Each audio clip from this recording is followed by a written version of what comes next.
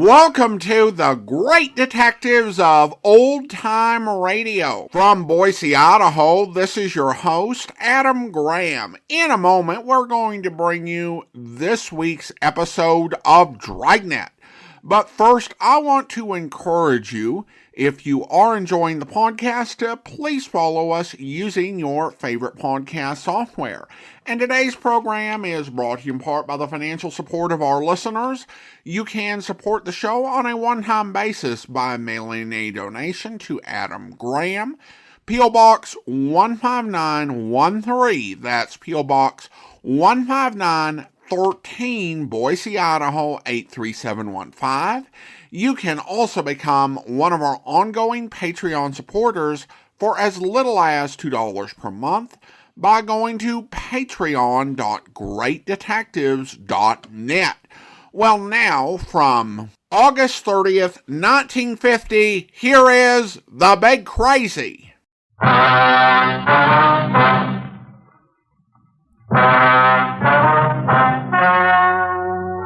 story you are about to hear is true. Only the names have been changed to protect the innocent.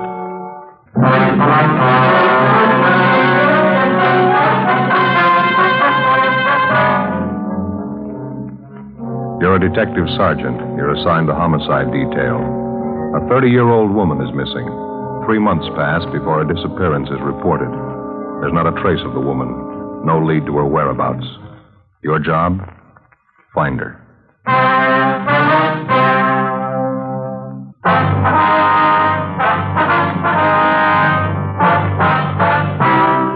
Dragnet, the documented drama of an actual crime. For the next 30 minutes, in cooperation with the Los Angeles Police Department, you will travel step by step on the side of the law through an actual case transcribed from official police files. From beginning to end, from crime to punishment, Dragnet is the story of your police force in action. It was Monday, June 9th. It was warm in Los Angeles. We were working the day watch out of homicide detail. My partner's Ben Romero. The boss is Thad Brown, chief of detectives. My name's Friday. I was on the way back from the stats office, and it was 10:18 a.m. when I got to room 42. Homicide. Hiya, Joe. Been waiting for you. Hi. Ma'am, I'd like to have you meet my partner, Sergeant Friday. Joe, this is Miss Daly, Ruth Daly. How do you do? How are you, Miss Daly came in to file a missing report on her sister, Joe. She already talked to missing persons, and they sent her in to see us. Oh, have a chair, ma'am. Thank you. Well, what's it all about, miss? I just started to tell Sergeant Ramirez That's here. That's Romero, ma'am. I'm sorry. Romero. Well, it's about my sister Bernice, Sergeant. She's missing. I wondered if maybe you people could help me find her. Well, what's your sister's name? Bernice. I guess you want her married name, Mrs. James Butler. Her description will be just about the way I look. Bernice and I are twins. Mm-hmm. When did your sister disappear, ma'am? In March. The first weekend in March. She disappeared on a Saturday. Well, that's 3 months ago, Miss Daly. How is it this wasn't reported sooner? Well, as a matter of fact, I halfway expected her husband to report it. I talked to him about it when Bernice was gone 2 weeks. He didn't seem too worried.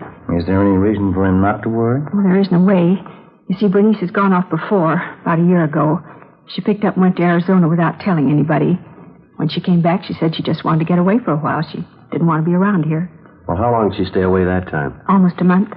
Well, how about your sister's married life? She get along with her husband all right? Well, first 5 years they were married, it worked all right. Then it sort of turned sour.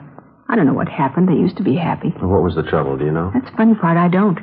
Wouldn't even know who to blame for it, Jimmy or Bernice. Both of them started drinking a lot, pretty heavy. Seemed to me around that time Jimmy began to get a little funny. I see. Has he ever been violent towards your sister, Miss Daly? I mean, has he struck her or anything like that? Oh, no. Really, Jimmy's kind of a milquetoast character. Timid, skinny. Most of the time afraid to say boo. Yesterday I went over to the house to visit Jimmy. I tried to make conversation. He just sat in his chair reading a book. Every time I'd mention Bernice, he'd kind of look up and growl at me. Mm-hmm. I got sick of it. I put on my coat and started for the door. He followed me. Mm-hmm. Did he say anything at all? Yes. When I opened the door, I turned around to say goodbye. Yeah? He had this real horrible look on his face. He said it right out loud, plain as day. What's that? He said, "You'd be surprised if I killed her, wouldn't you? You'd be surprised." 10:40 a.m. We finished taking a complete statement from Ruth Daly regarding the disappearance of her married sister, Bernice Butler. Before she left, we got the business address of her brother-in-law. A broadcast and a missing bulletin was gotten out, and then Ben and I drove cross town to have a talk with the husband of the missing woman, James Butler. We located him at work in a job printing shop on South Vermont, where he was employed as a journeyman printer. He was in his early 30s, thin, blonde hair, light complexion, about 5'7", 125 pounds. He wore a pair of rimless glasses. Ben and I introduced ourselves and began to interview him. He was close-mouthed and not too cooperative. He seemed to resent every question we asked him. While we talked, he worked over a paper-cutting machine. You'll have to admit it's a little out of the ordinary, Mr. Butler. Your wife missing 3 months and you acting like she's been gone 3 hours. Did you hear me, Butler? I heard you. Well, what about it? Just a minute.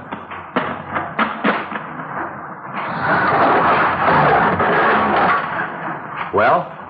How do you know it's not ordinary her going away? I'm married to her. I know my own wife. We talked to your wife's sister this morning, Ruth Daly. She seems to think you might know all about your wife disappearing. She does? That's right. In my way, I got to get that other set of cards. Oh, yeah. What do you think? I don't know. There's something wrong with him. Sure got a big grudge for somebody his size. I wonder what that girl meant when she called him bashful. Yeah, about as bashful as a wild boar in a plum thicket. In my way, I got to get in there. Yeah, go ahead.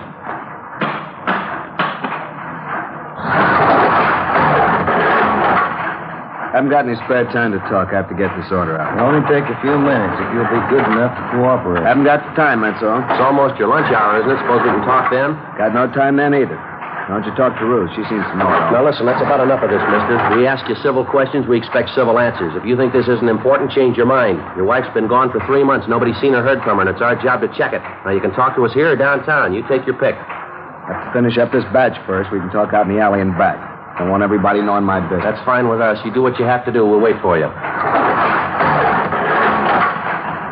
Sure is aching for an argument, huh? Yeah, I wonder what his big trouble is. Maybe a hangover. Looks a little used up. Yeah, could be. If he had something to do with his wife's disappearing, you'd think he'd try to cover. The way he's acting, he doesn't seem to care what we think. Well, let's see what kind of a story he's got.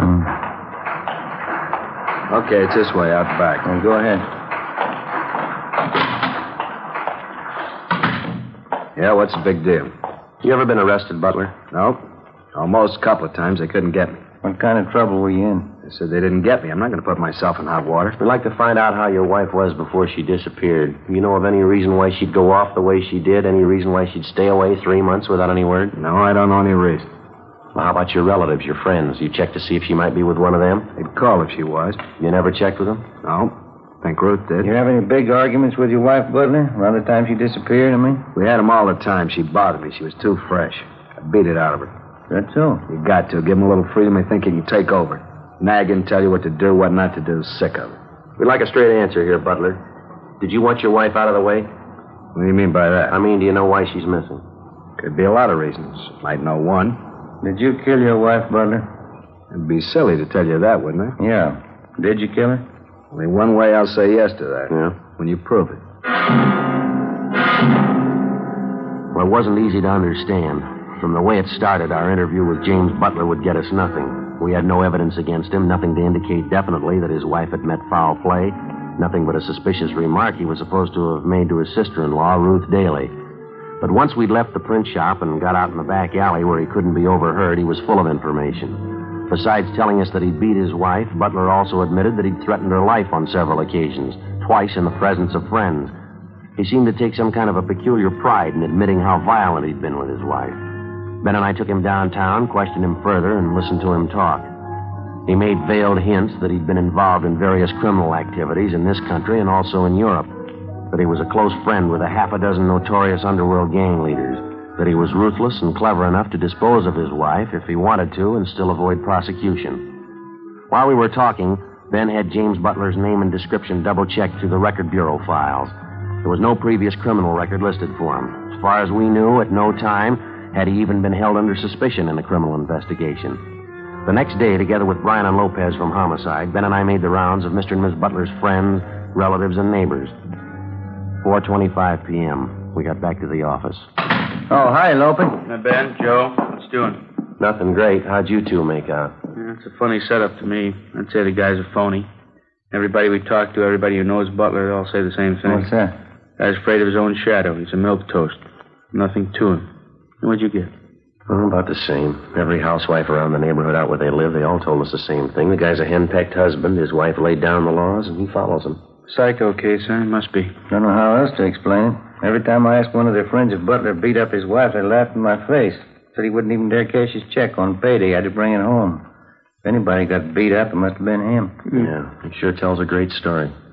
He could make you believe he was a bluebeard. Did you get any different answers at all, Loper? Yeah, one maybe. Yeah, let me take a look. Let's see here. Yeah, here. Mrs. Irene Brady. She's an aunt of Mrs. Butler. Uh-huh. She said the same thing about Butler. About him being a real mouse and all. And she told us about the dizzy things he'd been doing the last couple of years. Yeah, what was that? Well, 4 or 5 times she said he just went out looking for trouble. Go in a neighborhood bar, insult some big stevedore, he'd get his face pushed in. He always picked big guys. Didn't seem to mind getting beat up as long as he could insult them. Not much doubt, I guess. The guy's ready for the nut for him. Well, apparently he's got a big beef with people who push him around. Maybe he figured if he could take care of just one of those people, he could even up the score. How do you mean, Joe? Well, Mrs. Butler, the wife, she's probably the one who gave him the worst time. If he's a little bit off mentally, that'd make him capable of murder, wouldn't it? Could be, yeah. Maybe the wife poured it on real strong, drove him to it. Crazy as a coot, that guy. Too many movies, mystery books. Oh, I got it. Homicide, Romero. Oh, yes, ma'am. How's that? Oh, when was that? Yes, ma'am. Yes, ma'am, as soon as we can. Bye. That does it. What's that? That was his sister-in-law, Ruth Daly. Just told me she's positive Butler murdered his wife. What makes you think so? Number one, she says Butler told her so. He admitted it to her last night. Well, it doesn't hold any more water than the rest of his stories. I don't know. The Daly girl says she's positive she's got the evidence to prove it. What's that? A murder weapon. Bloodstains all over it. 4:45 p.m. Ben and I got in the car and drove out to the home of Mr. and Mrs. Butler, where we found the missing woman's sister waiting for us on the front stairs. She told us she'd been doing some kind of checking of her own through the house that afternoon. In going over the attic, she said she'd found a claw hammer hidden under a loose board in the attic floor. She said the hammer was covered with what appeared to be dry blood stains. She took us inside, up the stairs, to the attic.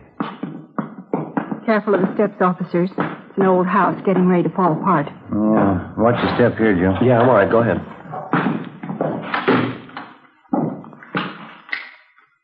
Light's good and bright. That's how I happen to see the loose boards over here. Mm-hmm. Did you pick up the hammer, Miss Daly? No. I started to, but then I remembered about fingerprints and things. Just where I found it. Didn't touch it. Hey, you want a pencil, Joe? Maybe you can get it in the claw there. No, I think we can see it right where it is. Let's see.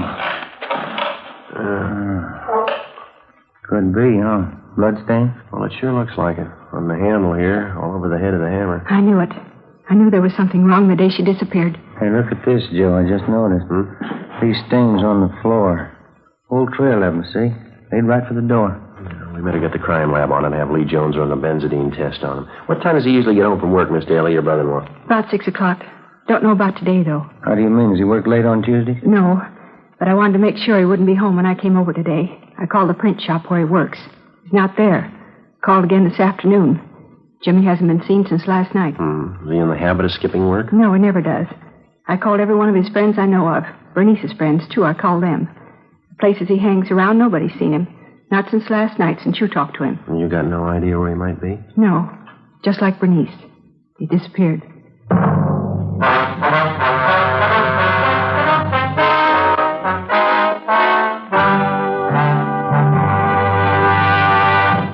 You're in the statistician's office of the Metropolitan Police Department. Have you made the run on this one? WMA, 5'7", 160 pounds. Suspect is left-handed, operates on foot. We punched up the master. The cards are in the machine. We'll make the run now. Okay, fine.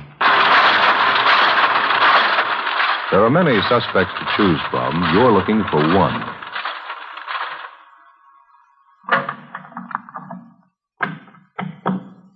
Thank you. Yeah. This is the one we want. When you have a choice to make, you want to be sure.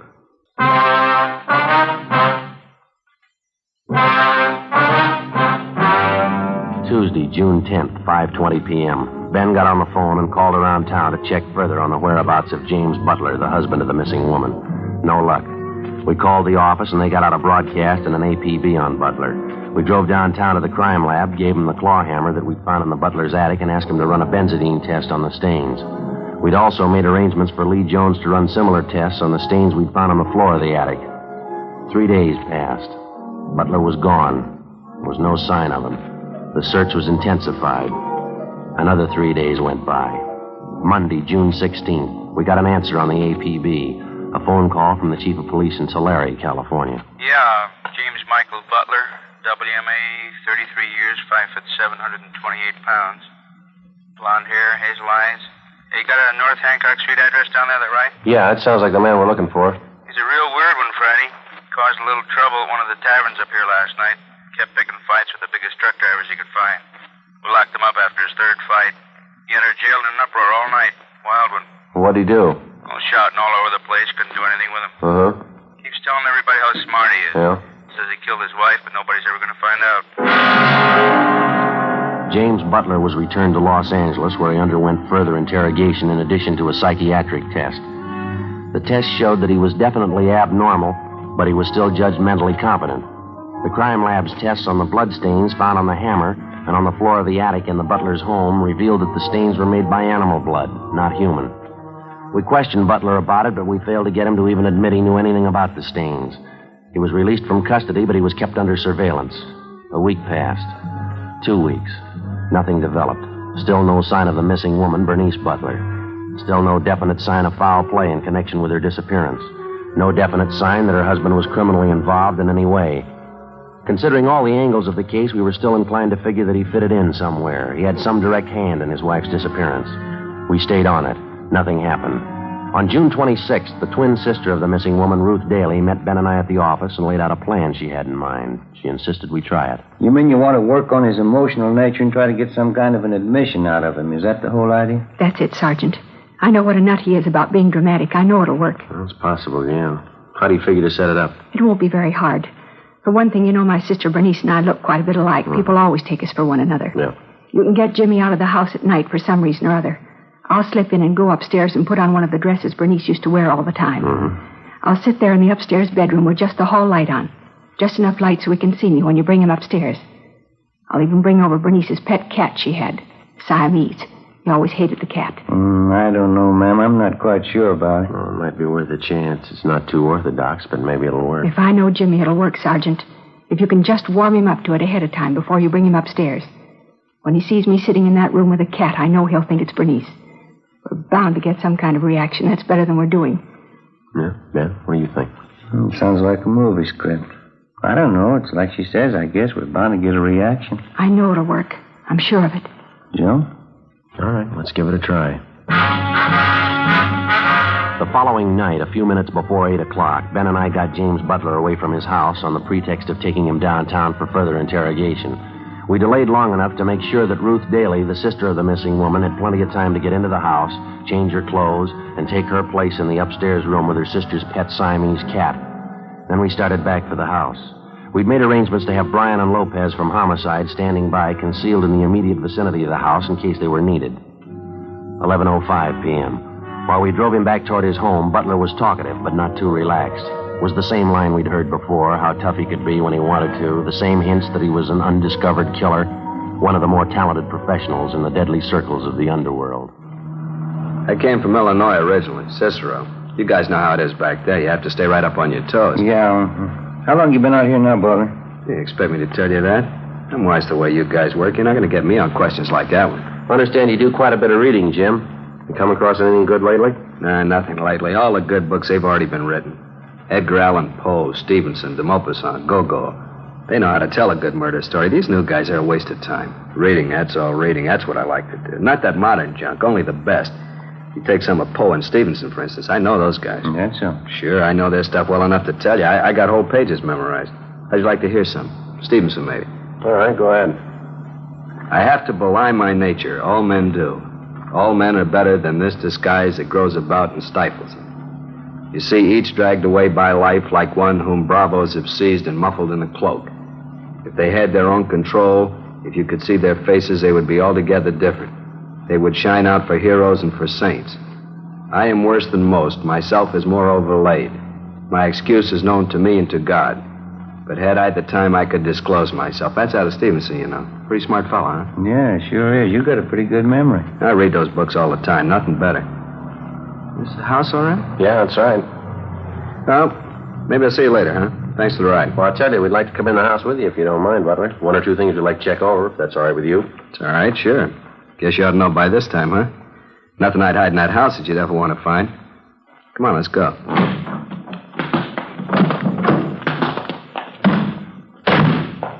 Sure dark out, isn't it? A little bit chilly. Yeah. What do you want to check over in the house? Oh, just one or two things. Just routine, Jim. We won't keep you long. Guess I ought to be a little burned at you cops by now, huh? Getting all this rousting? How about laying off pretty soon? Maybe I am getting a little burned. If you can prove something on old Jimmy Butler, prove it. If you can't do it, let him alone. Mm-hmm. We're just tying up a few loose ends here, Jim. There's nothing to get excited about. What's the matter? Forget your front door key? I got it. My business, you learn not to forget anything. Can't afford to forget.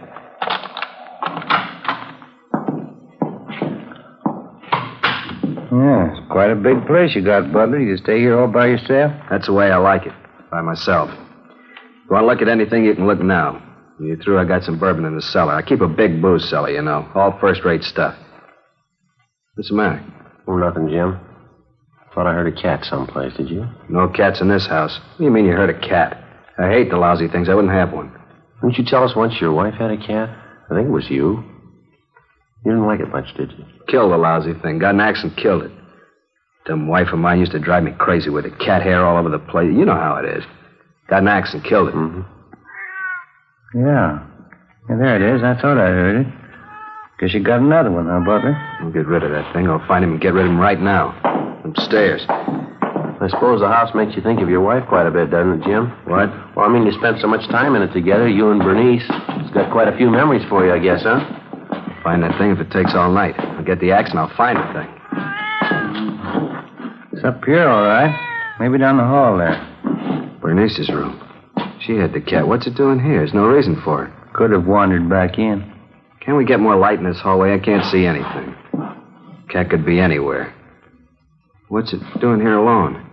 The cat was always with Bernice, never left her. Oh, sounds to me like it's just around here, maybe through that door there. You think? It's Bernice's room. I killed the lousy cat. He couldn't be in there. Oh, might be it's just a cat out in the street, out in the side alley, maybe, huh? Mm-hmm. Probably not even in the house. Take a look in the room here.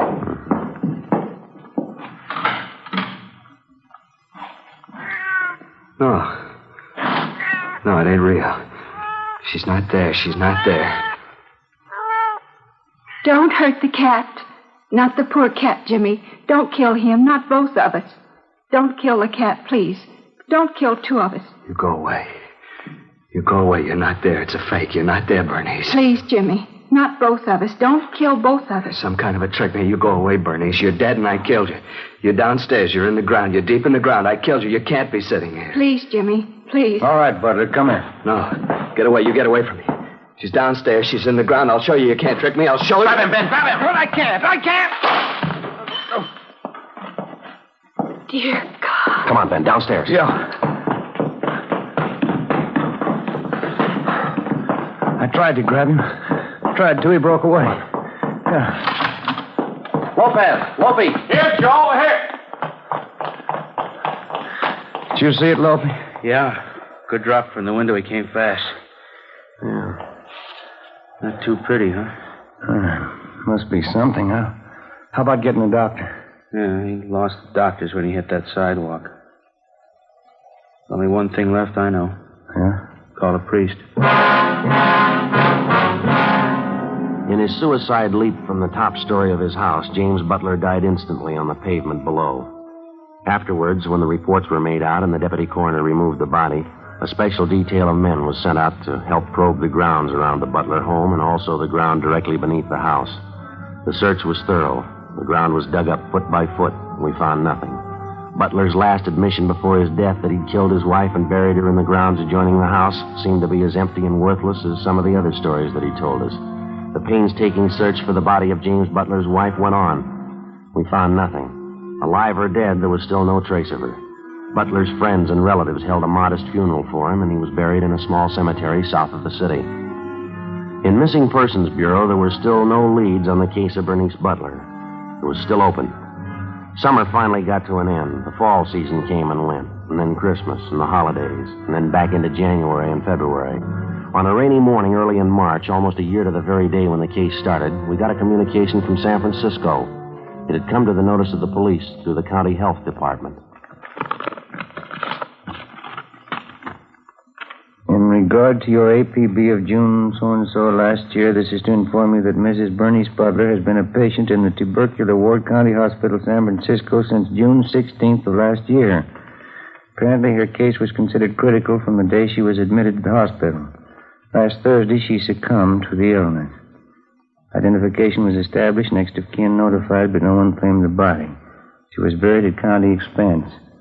I trust this may aid you in establishing facts pertinent to her disappearance. Well, how about that? Well, it doesn't figure, does it? Sooner or later, you get 'em all. How would you figure out that night we had Butler at the house? I mean, we had his sister-in-law in there, and he thought he saw his wife? Oh, who knows? Suppose he really had himself talked into it. He thought he committed 100% murder. Yes, he thought about it long enough till he convinced himself. Must have worked out something like that inside his mind. Huh? Mm-hmm. Imagine he lived right through it. Figured he really killed her. When it came for the punishment, he's ready to buy that. There wasn't any way out, so he jumped. Yeah, mixed up can it get, huh? That's too bad. All things considered, I guess he loved her quite a bit. Well, it doesn't seem to matter now what he did. Wasn't much of a chance either way. How do you mean? Well, the girl, TB on one side, maybe murder on the other. Yeah. Either way, she had to die.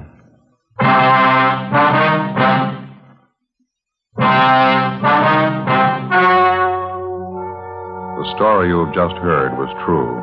Only the names were changed to protect the innocent. On March 9th, the meeting was held in the office of Captain of Homicide, Police Department, City and County of Los Angeles, State of California. In a moment, the results of that meeting.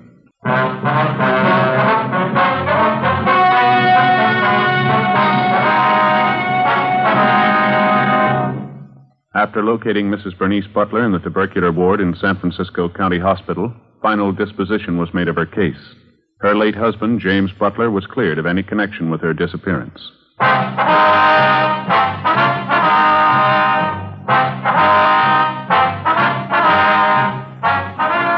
have just heard Dragnet, a series of authentic cases from official files. Technical advice comes from the Office of Chief of Police W.H. Parker, Los Angeles Police Department. Stay tuned for Counter Spy, next on NBC.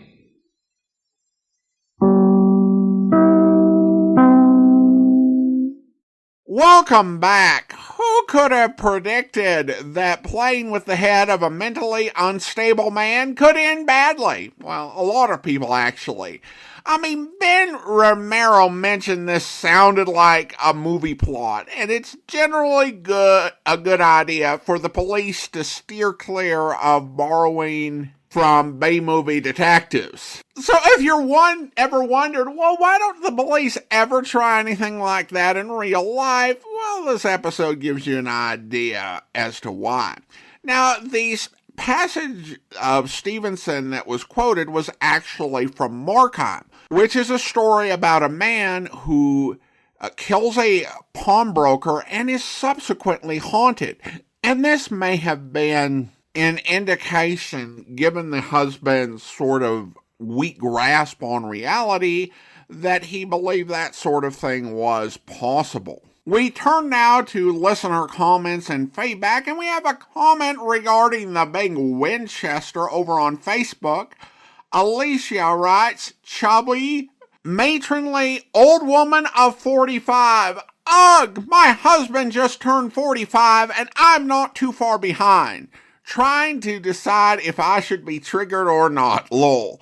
Old might not have been part of that description, but she sure sounded about 80. Thanks for the comment, Alicia. You know, I started doing podcast with Dragnet back when I was 26, and so these sort of descriptions just kind of went right over my head, but some of them I am getting to the point where the old phrase, I resemble that remark, comes to mind. Now, it should be said that, and there have been plenty of memes of this, and, photographic evidence that people of the same age in prior generations looked older for their age. There are things that led to more severe aging, both environmental and social factors. And they say that 40 is the new 30. They, of course, being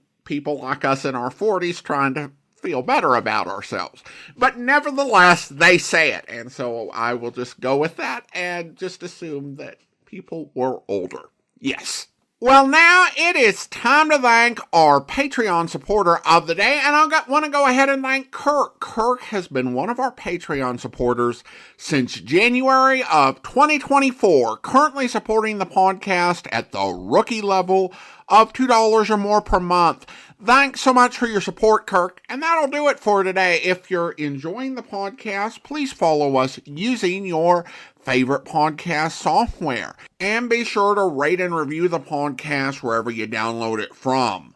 We will be back next Thursday with another episode of Dragnet, but join us back here tomorrow for yours truly, Johnny Dollar, where... As for motive. Motive? Well, I hadn't thought of that. Fred, well, the main thing is that cutting open the flotation tanks was done with some kind of an axe. I was asking about motive. And I know that Elmer didn't have any axe on that boat. Did you find the axe, Johnny? No. Now, Red, I'll tell you what he had in his boat, besides his clothes, I mean. Well, let's cover this motive thing. He had the anchor, of course. That went with the boat. Red. He had a nice new Silaflex rod with a Mitchell 300 on it. Yeah, but now look. He had a long-handled net that he'd picked up somewhere in L.A., and an old beat-up McKinney tackle box full of plugs and spoons and a fish stringer. And that was all, Johnny. No axe. That was all he had. Red, that bush you're beating around is getting pretty big. I hope you'll be with us then. In the meantime, send your comments to box13@greatdetectives.net. Follow us on Twitter at Radio Detectives and check us out on Instagram, instagram.com/greatdetectives. From Boise, Idaho, this is your host, Adam Graham, signing off.